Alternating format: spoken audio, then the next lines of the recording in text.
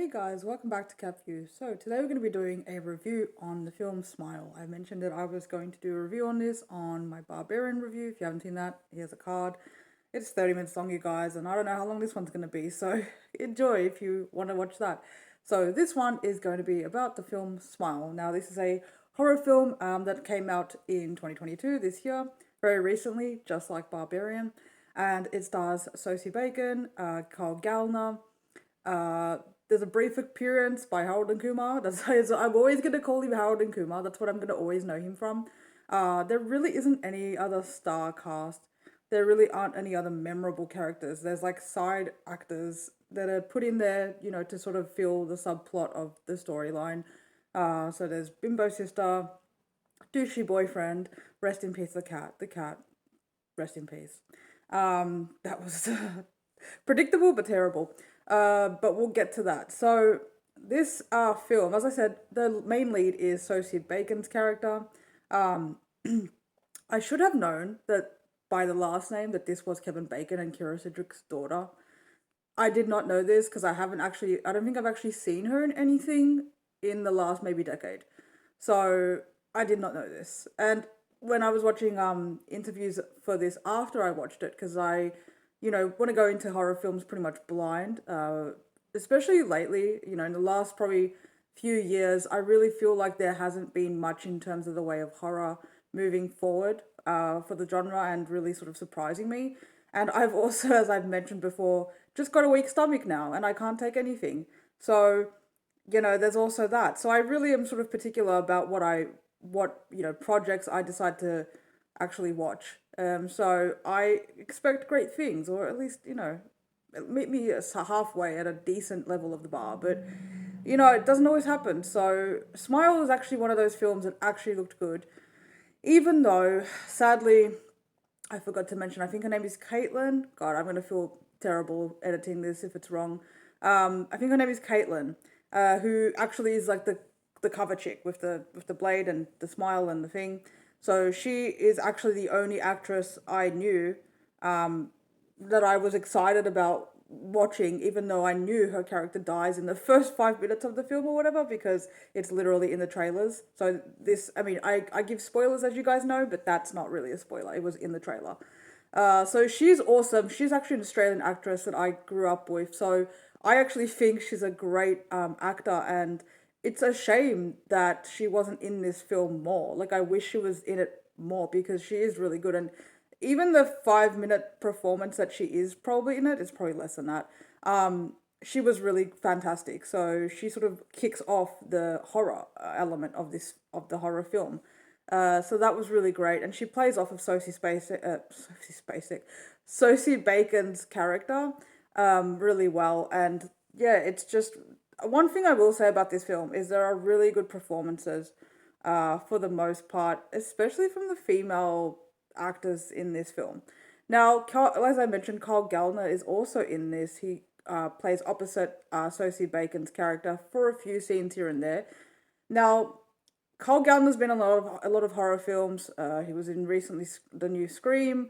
He was in Megan's Body, Jennifer's Body. My favorite horror film with him is where he actually was more of a lead, which was The Haunting in Connecticut, I believe. That was an awesome film. That was actually quite terrifying for when it came out. Like, that's up there for one of my top like scary horror films. That was really well done, and he was really good in it. But the thing with him is that I can't take him seriously in the sense that he looks 15 all the time. Like, he looks 15. He, to me, looks like he looked in Smallville. Like, he doesn't ever age. And so his body structure is that of a man, a short man, be that, but a man. But his face and his voice is always just like, he's just like there's certain actors. Does anyone else have this experience where there's certain actors that just don't ever age really or grow up? Like, or maybe it's because you've seen them like growing up that they just stay a certain way in your mind. Like, he's gonna be fucking like 60 with like grey hair, and I'm gonna be like, he's still 15. Like, it's I don't know how to explain it any better than that. So I can't really take him seriously, even though he is a good actor. Yeah. And his acting style also, it's again, he's not a bad actor, but his acting style, I've said this about a few actors in the past, is it's similar. Like it's very the performances are very similar to me. I know that that's such a diss probably as an actor, but he's never going to watch this, so it's kind of okay. It just that's what it feels like to me, and that he's one of those actors that falls into that box where the performances are good, but they're just the same recycled sort of performance. I've seen him, you know, I've seen it before. So the main real lead of this, all of that really fell on Sosie Bacon, and she really pulled it. Like she's really great, and you can tell she's Kira Cedric and Kevin Bacon's daughter. You can tell she really is kind of a hybrid between them because she looks more like Kevin, but her performance style is more like Kira Cedric's. I think I would say, but it's really cool seeing her do a horror film for sure. And this first start of the film was a bit slow, and this film was a slow burn. And my critiques of this film are the pacing, and just it just went on too long. And so that's really the main thing that made it less of a good. It could have been a really good horror film. I feel like it had potential, but that's one thing, one element that just for me, it just went on way too long. Um, and then the second thing, just because I'm going through the list now, the second thing that I found about this film was it was even though it was a different concept, and definitely the reveal of the monster or killer was definitely different in the end. Very gross. It's it did have the Truth or Dare vibes. If you guys have seen the Truth or Dare film, which was like I don't know 2008, it's I don't know. I'll put it here. But it had it reminded me of that. So if you've seen that, you'll know why. The smile factor is very much it's very similar as that film implements that as well. So yeah, this is a little bit different. So basically, I've talked for 7 minutes now and not told you what the plot of the film is. Well, basically, Sosie Bacon plays a psychologist or a therapist, and she gets a patient who's played by the Australian actress Caitlin, who talks about seeing something, feeling something, this thing that it manifests itself in people she knows or people she used to know or people that have died, and it just appears and she sees stuff and she's seeing things and she sounds delusional, obviously, and she's not. She's insists that she's not, and that no one else can see this thing, and that when she sees it, it's smiling at her, and that was a creepy delivery. I liked the line. There was some good lines in this, and it's just smiling at her, and then you see her get taken over as it seems. You don't see anything. This invisible force seems to just she just is screaming on the floor, and then the next minute there's that creepy look that we see in the trailer where she's just standing there with that creepy ass fucking smile. And what I like is that it's really kind of cool. Imagine working on this project as an actor and just like, you get the script or whatever, and it's just like, okay, give us your creepiest fucking smile. And like most of the people that were in this film, I think besides Kyle Gallner and the sister, was it? No, maybe no. She still had work to do. Probably the boyfriend. But pretty much everybody else, it was like just give us the worst smile you've ever seen in your life, and it's just the creepiest fucking smile. And it was actually kind of cool because I was actually looking forward to that, like to see who's gonna come next and then what's gonna happen in that sort of sense, like because there were some other things that happened in this film that weren't what I thought it would be. For example, again in the trailer, like the sister with the weird neck snap window thing. That was. See, I wish that wasn't in the fucking trailer because that was creepy, and that would have been much more effective as a scare if I had seen it in the fucking movie. This is a pet peeve of mine massively that I've mentioned many times before, where they give away too much in the trailer. Like they give you their best jump scares, and then you're like, "Oh, this looks awesome," and then you go watch it, and you've seen all the good shit, which is disappointing because then it's like, "Oh, okay." So yeah, so this film Smile is a good horror film. I won't say it's a bad horror film. I did enjoy it, but again, it's probably at the same bar as Truth or Dare, which wasn't a terrible horror film, but it could have been a lot better in so many ways.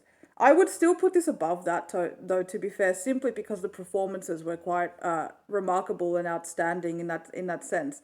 The writing was well done too. Like I liked this first half of this film probably in terms of like where it was taking the character and what it was explaining. There was some cool scenes like Sosie Bacon's character with her therapist. That's also an actress I've seen before. Don't know her name, but I will put it down here. She's also very good as well. She had one of the creepiest smiles. She was very good. Um, and yeah, that was one of the really well done scenes. There were some predictable things like the cat in the box. I knew that that was going to be a thing.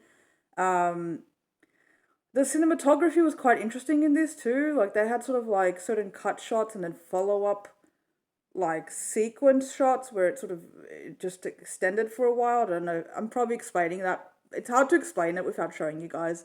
I'm like a visual learner as well, so I wish I could show you guys what I mean, but I can't. The tech is not here for me, unfortunately. So, but yeah, it was a well done film. I quite liked the film. There were some cast members that could have been better. Like I said, you have this like high caliber talent. I feel like, and then you sort of yeah, it's like So there are certain things about this movie that, for those reasons, didn't bump it up to the level that it could have been, which is a shame. But yeah, I really liked a lot of this film. The only thing is, it just went on way too long for me, way too long for me, and it started to become predictable, and it started to sort of like just drain your soul. And then there was like the side plot with her mum, which it kind of tried to build up something, and you see it with the sister, and you see it with her, and it just, and there were certain things also, and I've said this again, like very similar to Barbarian, where the female leads just do stupid shit. And it's like you don't understand why they would do that, because the start of their character, see, like their character arc seems to build up to something that is gonna be like heroic or smart, or like just they're gonna make good choices in life to defeat the evil or whatever it is, right? But then they don't. They just make the stupid choices, or like especially with her character, where she plays, a psychologist who initially thinks that this her patient is crazy, who then dies, and then you start to see that this is a pattern of behavior. Like anyone else who like saw somebody smile at them also then ends up dying or committing suicide. And then it's just, then you go back and you see this like this whole pattern of or string of people that it's gone on with. And it's really cool, and you're like, oh, you gotta find the way to break the pattern. Like that's a very common horror trope as well in certain horror films. I like it though. I kind of like that one. It's not too bad if it's done right. Again, Truth or Dare had this as well. The Ring is another one. So where it's like you've got to break the cycle kind of a thing.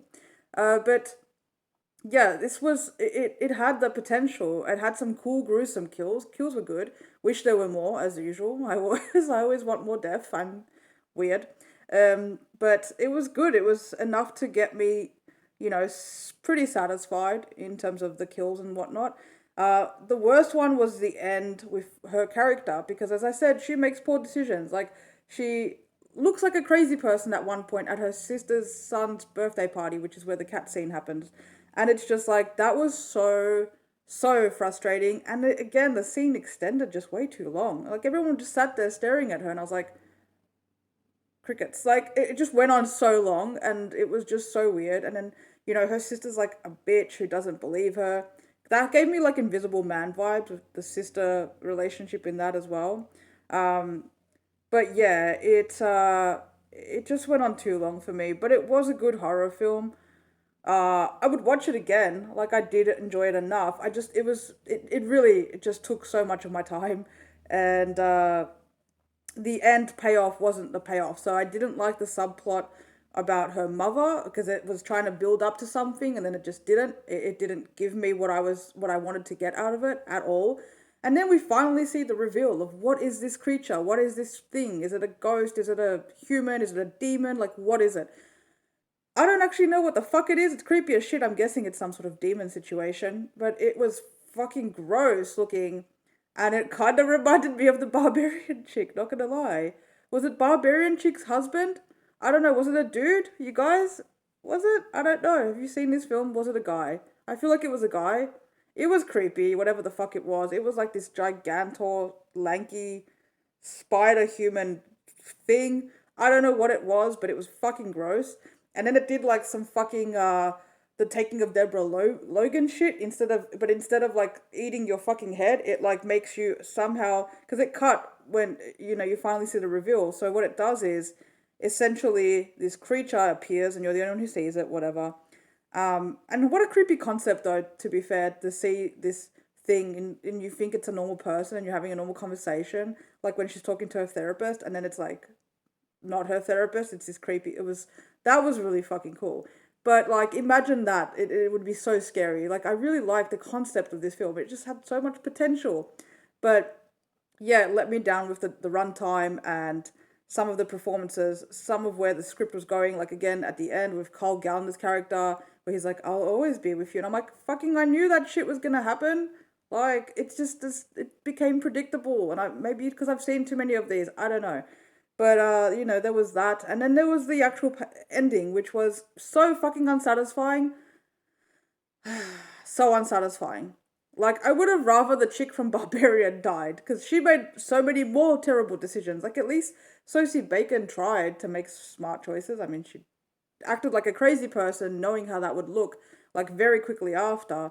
And I felt like they tried to rush the performance of her character going from being super sane to, like, investigative to, like, crazy. To, like, just full on looking like a crazy person. I feel like they rushed that. And then there's like another hour of the fucking movie and you're like, what? Like, okay, you've gotten to the point, but you still got an hour? I can't wait to see what you do with it. And it's like, they didn't do anything with it. They just made her look crazy for another hour until she got eventually fucking killed by the smile creature. So essentially, she just stands there, like she thinks she's like tricked it, and then he's tricked her. And then she just, she just stands there and then starts screaming. And I'm like, but you saw it before and then you ran away from it. You didn't scream. Like, really? Like, you basically saw it. You didn't scream. And then you saw it again and then you just sit there screaming. Like, okay, girl, like, where's your fight after all this? That's it? And then that's it. And then it basically, what it does is it makes you scream. So your mouth is open, I guess. And then it cut, right, and then it cuts to what the creature does, and then it fucking, it's gross, and then it like gets into your body through your mouth somehow, like it just opens your mouth like mirror style, and fucking gets into your body, and then it is inside you, and then you are the gross version, and that's how it possesses other people, or transmits and passes on this fucking curse of what it is, and feeds off the fear and the souls of people or whatever it does. That's the gist of it basically. So then, it murders you essentially, and then you've got the creepy smile. So that's the gist of it. And again, I like the concept of it. This is something that could have been continued, but they killed the main character who was a good actress. I mean, it just went on too long. I feel like if this was cut by like half, if they took a good 45 minutes out of this even, and made her character prevail and wrote it a little differently and not seemed so crazy, like, or they did what they normally do where, she seems crazy, but, she prevails in the end. Like, that's not what happened. And then basically what they did is they left it open for Kyle Gallner's character. I was like, Kyle, again? I mean, okay, but I can't watch him. And he had no backstory either. Like, he had nowhere to go. Like, you're like, okay, but there's no fucking backstory there. Like, he had a partner who we never see, I think, in the film, who was a dick for like, that's just not a relationship. Like, he has no friends. There's nothing else explored about his character, and his character is not particularly interesting. He's not a great cop, to be fair. Like, he plays a cop. He's not a great cop. Like, it just, why? I mean, I don't know. So anyway, that's my review slash rant, I guess, about Smile. Like I said, some really cool elements to it, some good horror scares and kills.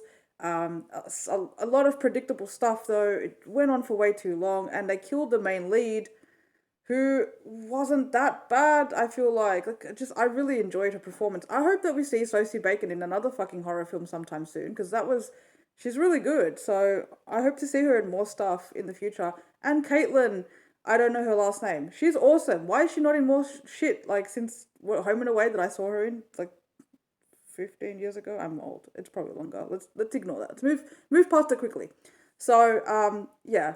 So, anyway, what did you guys think of the film Smile? I kind of liked it. Also, I hope you like my creepy ass thumbnail. That was my creepiest smile that I could do. Is it really creepy? Are you never gonna watch any of my reviews again? Yeah, I understand. I understand. Probably should have kept that one, but you know. Anyway, thanks so much for watching, guys. If you've gotten to this point, as usual, if you haven't already, hit the thumbs up and subscribe if you like the content. And thank you so much for watching, and I'll see you guys soon. Bye.